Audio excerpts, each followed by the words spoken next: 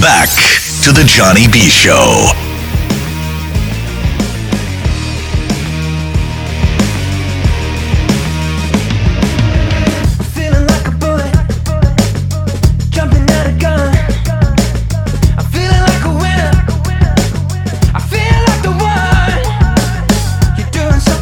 Welcome back to Johnny B. Show, Monday night, 102.5 The Bone.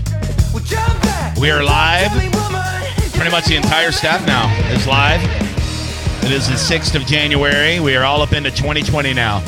Doesn't even feel like 2019 anymore. I have it written. I write down 2020 on everything now when I'm signing documents. I didn't screw up one time. Really? Yep. Been on 2020. Not yet. I don't think it's going to happen. I'm in. It'll hit in February, right? Nah. Right. If it hasn't happened by now, I think I'm good. Yeah, I'm ready too, man. New year, new me, guys. Right? No? It is what it is. 2020, baby. I don't like it. Rhett Matthews here. What's up, buddy? What's up, man? Good to be back. Welcome home. You've been in Tennessee for, it feels like, a couple of weeks. Yeah. 2 weeks. Didn't see any snow, which sucked ass. What? I was really looking forward to seeing some of the good white stuff. And oh, boy. Oh, right. Yeah. It just didn't end Bring up. some home to mama. When you said see the white stuff in Tennessee, I thought you were talking about white people. I had no idea what you were talking about. That's different than Miami. Dude, saw a lot of Steelers fans up there. Really? Yeah, like a ridiculous amount. In Tennessee? Yeah. That's messed up. Like, I know they travel, but the last place I would think is Midtown, East Side, Tennessee. Well, you know what? Your team sucks this year, and Tennessee actually is pretty good, and they beat the Patriots. Yeah, just beat the Pats. 6 seed coming in and doing it. Ryan Tannehill. Yeah. He's a hero. There's part of me that wants to see them win the Super Bowl. I'm Right. not even kidding. Every single year, if there's a 9-7 team in the playoffs, Yeah. I want to see them get relatively far. Except for the Eagles. It was so nice seeing them get bounced, right? Yeah, it was. Oh, it was. man. Hey, props to Josh McCown, though.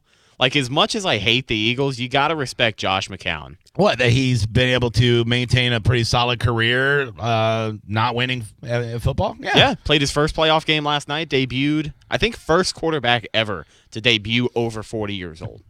Is he over 40 now? Yeah, I think he's 40 or 41. I saw a thing. He played with Emmitt Smith. Yeah, and he Emmitt gave Smith's him been in the Hall of Fame for a decade. His last touchdown. Yeah, he's been in the league a long time. I did not know that. All Yeah. right. Well, good for him, man. I never really disliked him. I was disappointed when he cried on the podium when he played for the Bucs, and he was wearing like the George Michael's stonewashed jean jacket. Right, yeah. That was the most embarrassing thing until they eat the W's, which superseded. It's crazy, too, because a moment like Josh McCown crying at the podium you would think would be recognized more, but on a 2-14 football team, nobody wants to remember anything about that.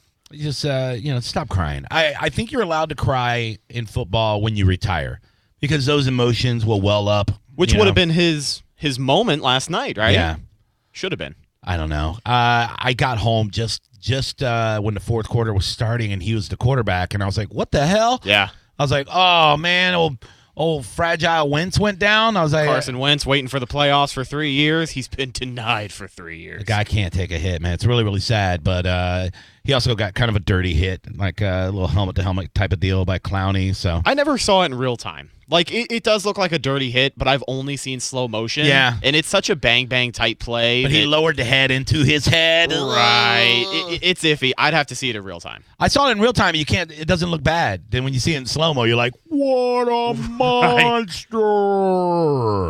All right, so you've already released another Cannon Fire podcast. I saw that you released one, I believe, today. Yes, sir. Brand new episode dropped today. So we've been bringing you in now. We've had a full season with you, doing Bucs Breaks on Monday. Thank you, by the way. Yeah, no problem, man. People really, really like it. I get a lot of good feedback from it. So if it sucked, I would have fired you a long time ago.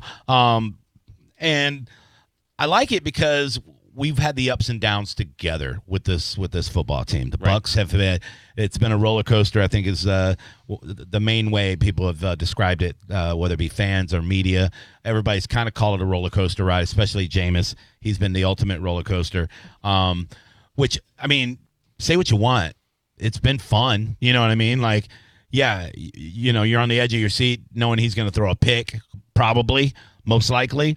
But he's also liable to throw an 80-yard touchdown. Like, you really don't know. It's been very unpredictable and stuff. So it's been fun in that regard. Plus, with the new coaching regime, it's just fun having Bruce Arians swagger around.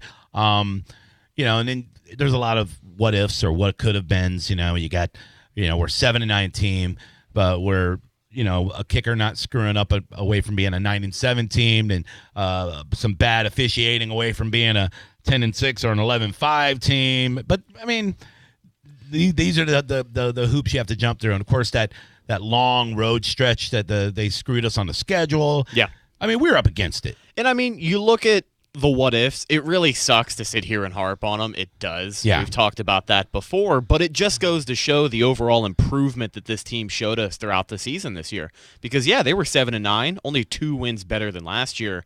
But just like you said, a kicker making his kicks puts them at 9-7. I will take 9-7 after a 5-11 year 9 times out of 10. I don't know who wouldn't. I'll take a winning season for the Bucs pretty much any time. It's been a while. With a brand new coaching staff coming in and a lot of what they did being brought into question the first half of the year, for them to really rally and then go on that 4-game win streak, that was exciting. I think they brought a lot to the table, and I think we do have a lot to be excited about next year, although we have to sit on a pick 6 for 8 months. That kind of sucks. I mean, but quick review of the season, without boring everybody's brains out. We started out 49ers. Everybody thought the 49ers sucked because they weren't good last year, but right. They also didn't have their quarterback. So everybody kind of penciled in a W for the Bucs there. Spoiler alert, 49ers are like the best team in the NFC, and we threw 2 picks, one of them being a pick 6. They ended up costing us the game there. So you kind of put that one on Jameis, but you also put it on the defense was horrendous. There were first a lot part of the season.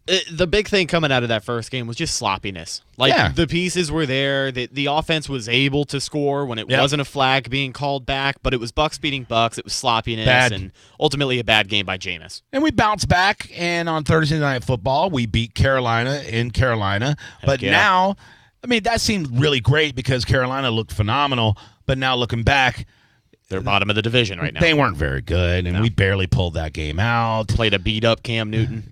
Just on his last leg, literally. Then we S to bed against the Giants and allow all those points in the second half, and then, of course, the kick that never went in, 30-something-yard kick. I still haven't forgotten those neon cleats. Yep. Never wear them again, you jerk off. And then, of course, we bounce back. Talking about the roller coaster, you're like, oh, man, we suck.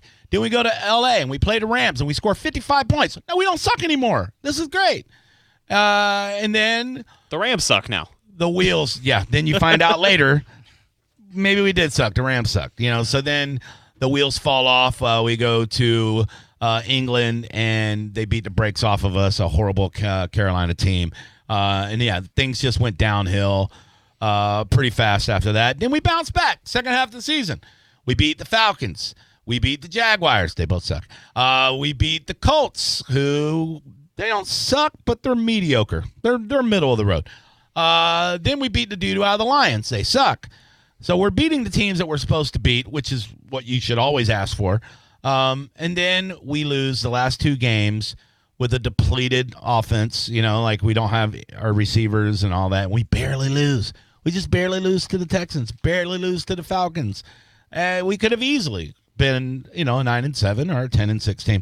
So that's it. It was a lot of what ifs, and if we would have just done this or the ball bounced this way. So it wasn't like we were the Cincinnati Bengals. Like, for people to say the Bucs suck, pump the brakes. We don't suck. The Bucs we're mediocre, man. We're the best bad team in football. We're okay. Did you see Madden again predicted the Bucs season? They were one game off, and they've done it 5 years in a row now. And they run these things like hundreds of times, these simulations, and they're so accurate, not just with the Bucs, with a lot of teams. Yeah. You know what I think is more appalling, though? Have you seen what Bruce Arians looks like in Madden?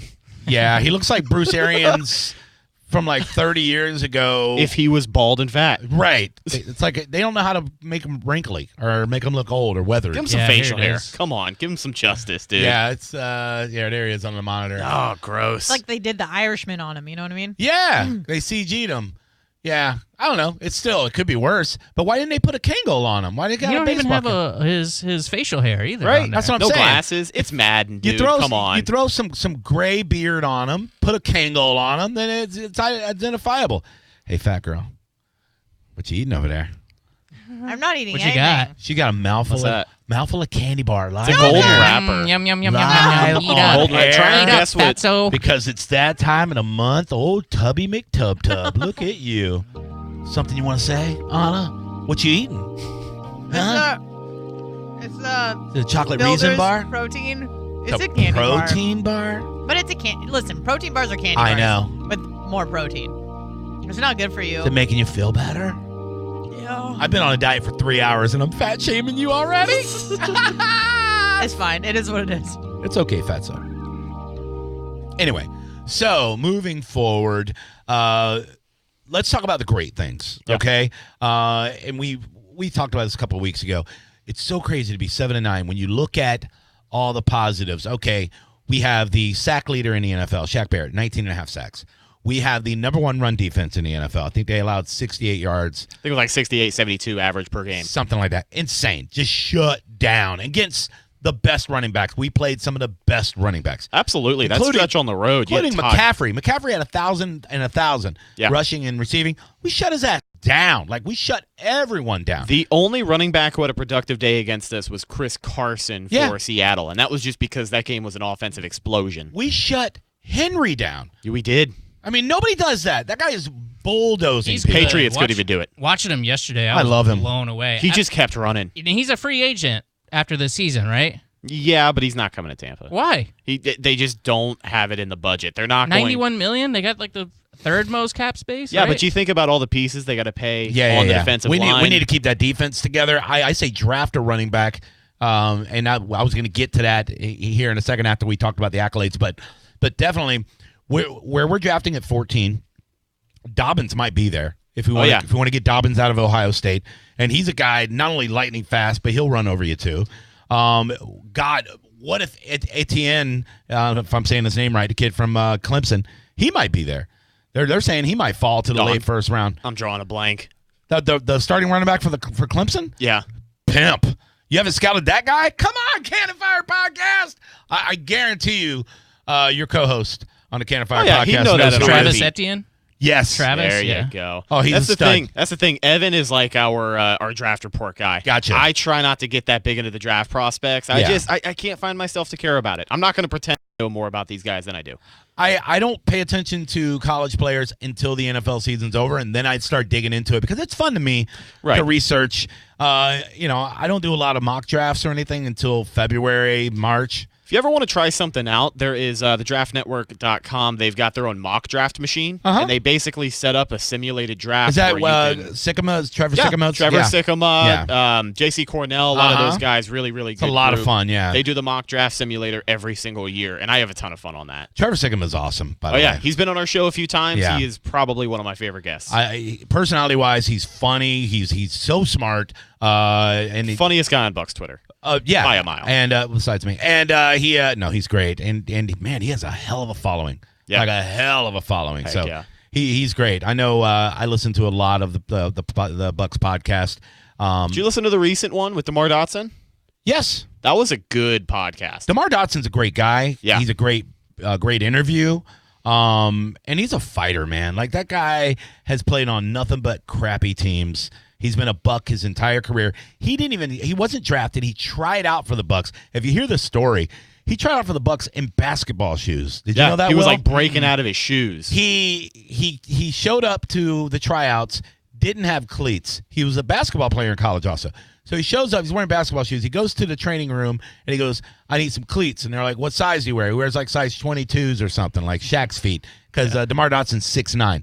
And they go, "Yeah, we don't have them." They give him like a pair of 18s. He cuts the toes out of them. And it was Raheem Morris. It was his last year here.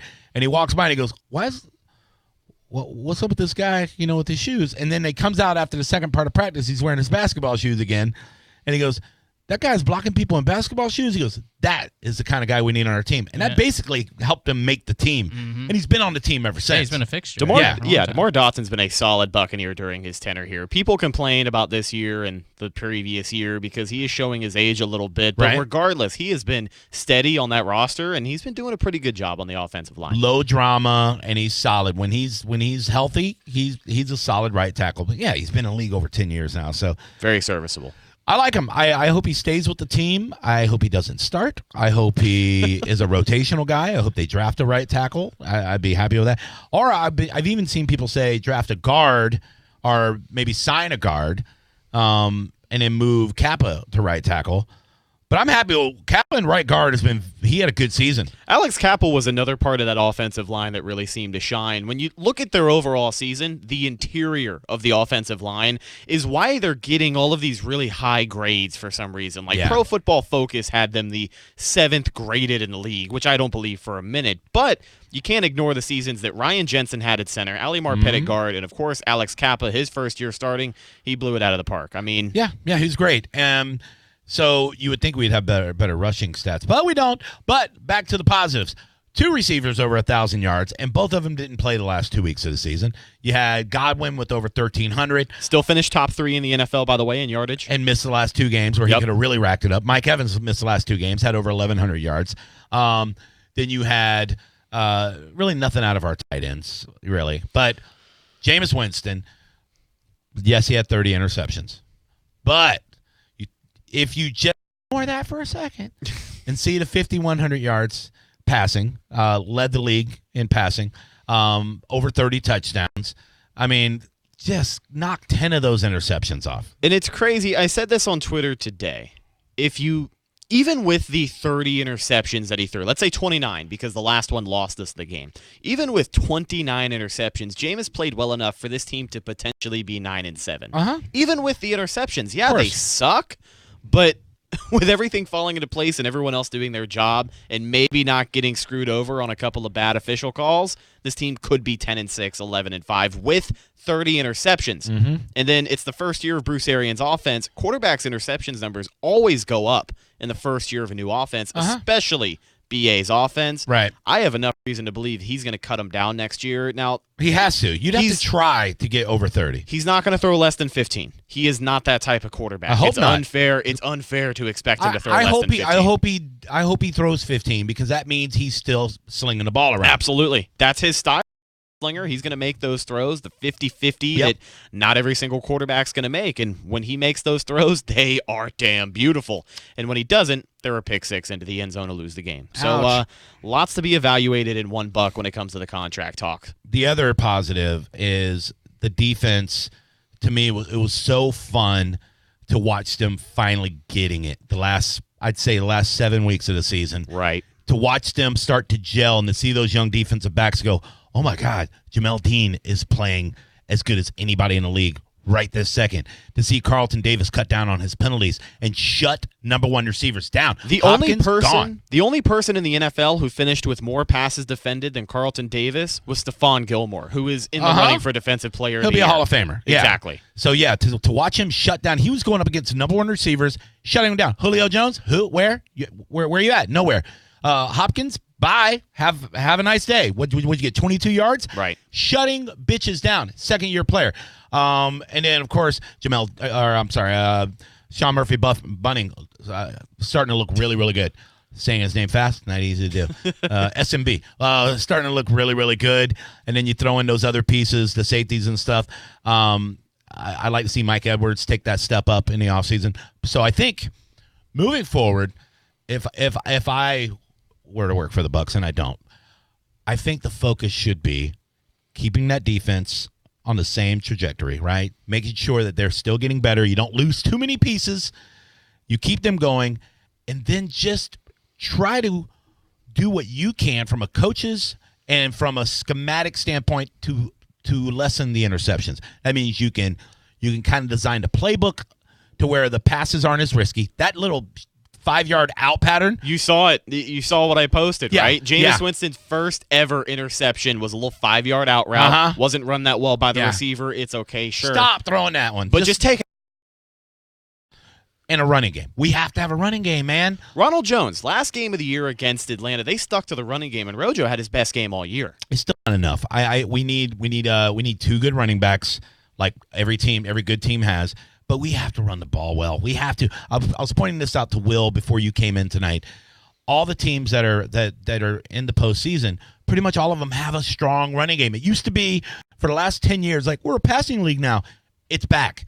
Old school football's back. The Ravens pound the ball.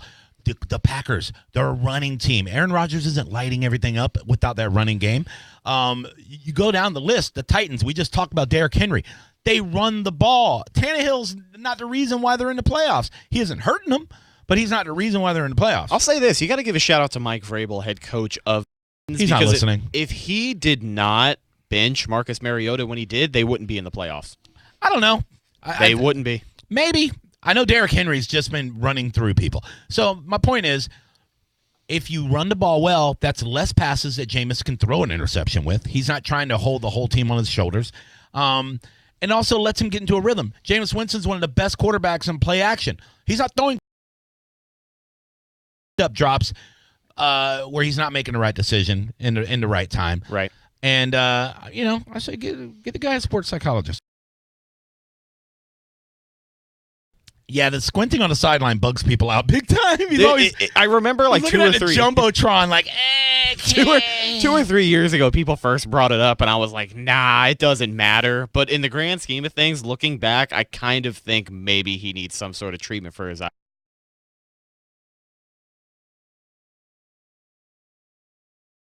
Man, like you go way back. Or Chuck Muncie, I think his name was, played for the Chargers back in the day. He used to have some big ass goggles on, like airplane goggles. Build him into his face mask. For prescription. Did you see that they were questioning it? You can't do it, by the way. You can't make a prescription visor. No, I believe that because glasses that they have to be curved a certain way. Somebody, I believe it was Jenna Lane, that asked him during one of the pressers if his visor was prescription or not. It's like, we see what you're doing here. Like, we know the guy can't see. I don't know. We'll see what happens. Either way, it was a great season. As far as doing a Bucs Break with you, it was a lot of fun. I want to look into bringing you in the offseason, for some stuff, and I want to make this segment a lot more fun too. I want to find a way that we can incorporate maybe some games, some trivia into it, maybe involve the listeners, things like that. This is kind of our first year doing it, kind of a trial basis, so we're just talking a lot of football. We can start with more damn phone calls. Seems like nobody wants to call us. I don't know. 727-579-1025, 800-771-1025. We'll take one right now. This is a huge Bucs fan that's been holding. Hey, Daniel, what's going on? Hi. What's going on, man? Fort Myers, huh? What's up, Big Dan? Uh-huh. You sound very excited tonight. Did you start back school? I have to go to school tomorrow because my mom works there.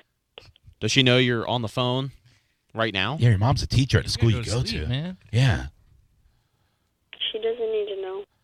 How does she not know? She's probably a fan of this show, right? Probably. Yeah. Probably. Why do you sound sad? Did she hit you today? No. It's just way past my bedtime. I know. Go to bed, man. I mean, he was itching to talk some Bucs. Dan, what's on your mind about Tampa Bay? Yeah. What do you think the Bucs need to do to improve next year? Play smarter, not harder. There you go. Not like harder. Hey, Daniel, would you agree that Kids love the Johnny B show. Yes, I would, sir. Very, very nice. Would you also agree that... Can you talk slower? Do I talk too fast? I don't know. Now, would you also think that it was mean if a child said... Hi, I'm the kid that Anna will never have. No. I know, I agree. All right, Daniel, get some sleep. Night-night. We love you. Bye. Anna, we're going to predict the playoffs for this weekend, and you are going to be a very vital part of this, okay? Okay, great. I think we might need your Buccaneers team MVPs this year, too.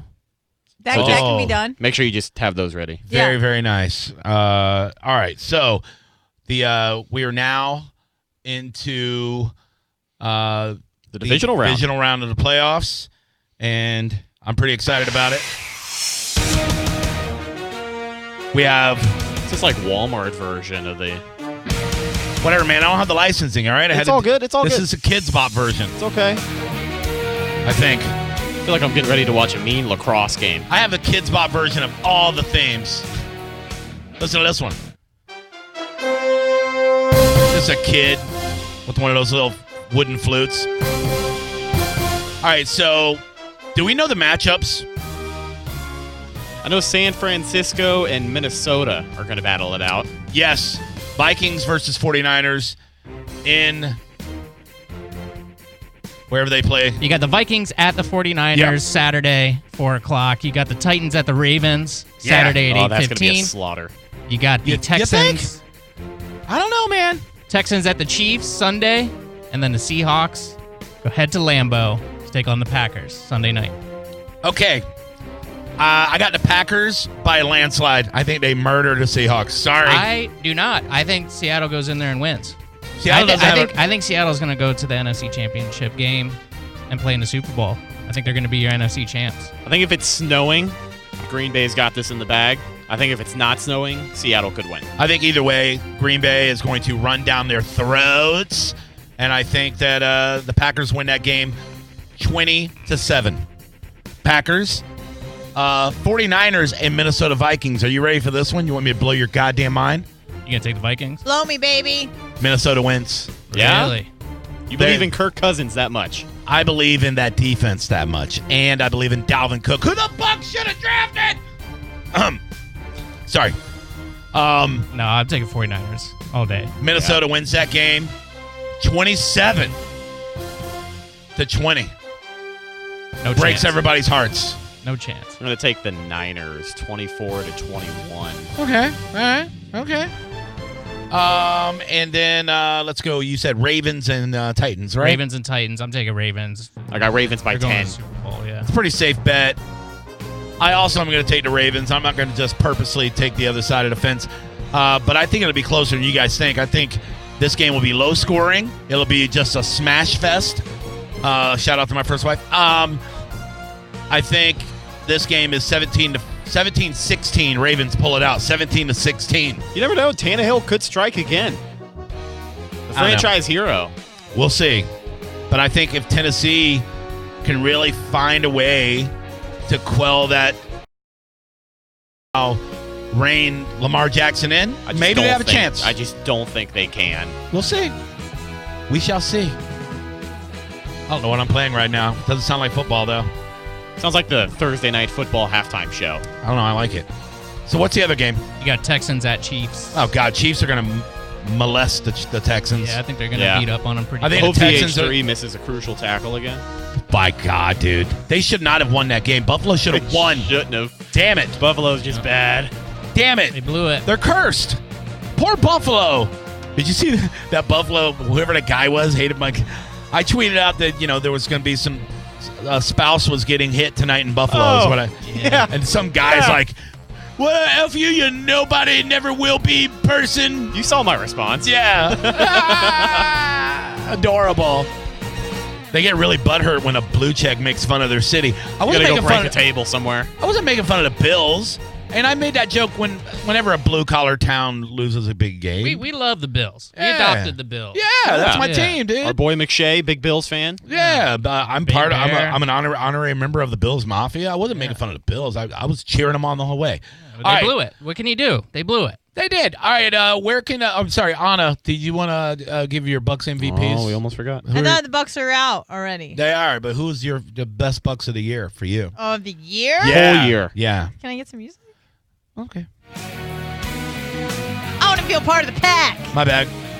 I would say that the MVP of this season is Pythagoras. Who? Epsilon. Who? Jamiroquai. Wow. Whoozy, Koozie. Black and Bluesy. Johnson. He's on the practice squad, I'm sure. Junior. Yeah. Is this one guy? Yeah, Or- just oh. one. What position does he play? All of them. All of them. He's like our Taysom Hill. Yes, he's what's his name? Taysom? You got it. The Bucs have a Taysom Hill. John Franklin, baby. I know. I'm excited about him. They're going to get creative with him at camp. I got a good feeling. Watch out for this guy next year. He's going to be our slash guy. I think a lot of the NFL teams are going to start having that guy. Offense is evolving. It's Yeah. crazy because we talked about how, it's a passing league. You got to have a good run game. But just in general, you have to reinvent the offense each It's and that every wrinkle that the defense can't really prepare for. year. Yeah. So I like it.